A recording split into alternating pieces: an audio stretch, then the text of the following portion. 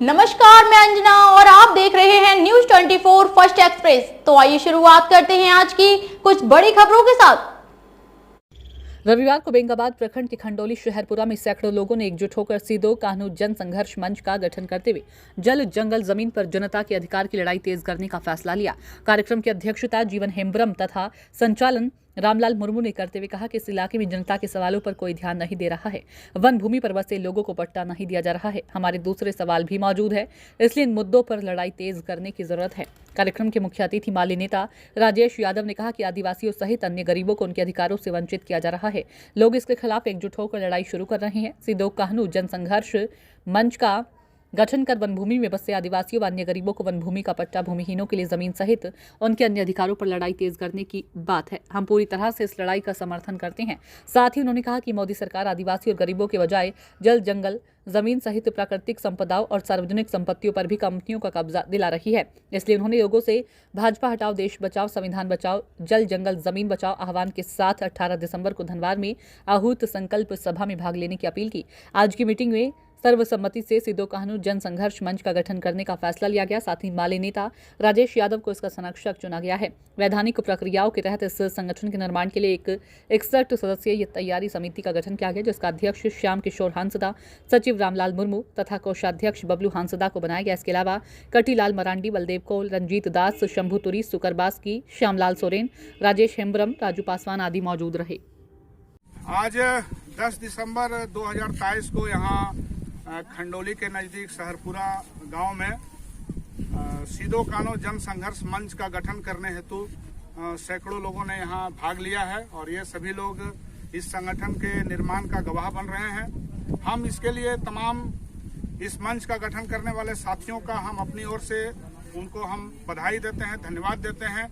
और जिस तरह से उन्होंने एक मुद्दा उठाया है कि खास करके जो वन भूमि में बसे हुए हमारे तमाम आदिवासी भाई हैं और भी दूसरी जातियों के जो गरीब लोग हैं, उनको जो जल जंगल जमीन पर अधिकार की लड़ाई का मांग उनका अभी भी अधूरा है।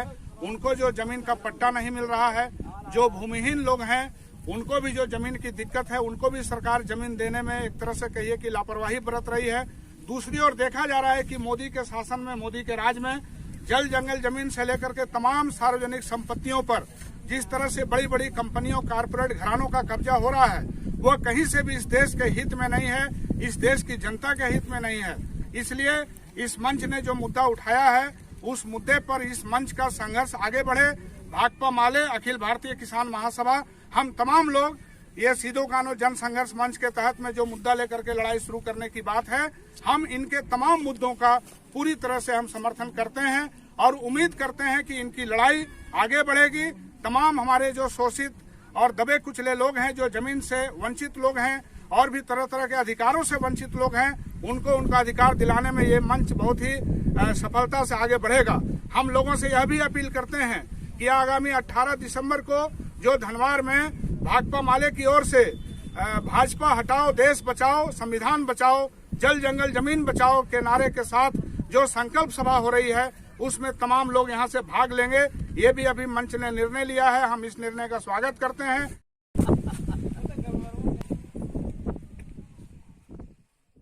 सिद्धू कान्हू जन संघर्ष जिंदाबाद, जिंदाबाद जिंदाबाद। सिद्धू कान्हू जन संघर्ष मंच जिंदाबाद, इनकलाब जिंदाबाद, जिंदाबाद जिंदाबाद। मनुवादी व्यवस्था लागू लगी के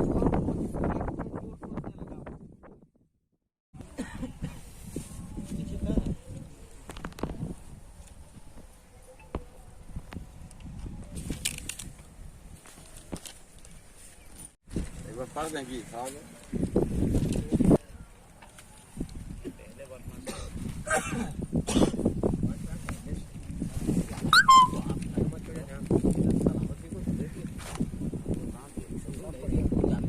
वक्त हो गया एक छोटे से ब्रेक का, फिर हाजिर होंगे ऐसे ही कुछ बड़ी खबरों के साथ। हमारे चैनल को सब्सक्राइब करें और बेल आइकन दबाना ना भूलें। नमस्कार।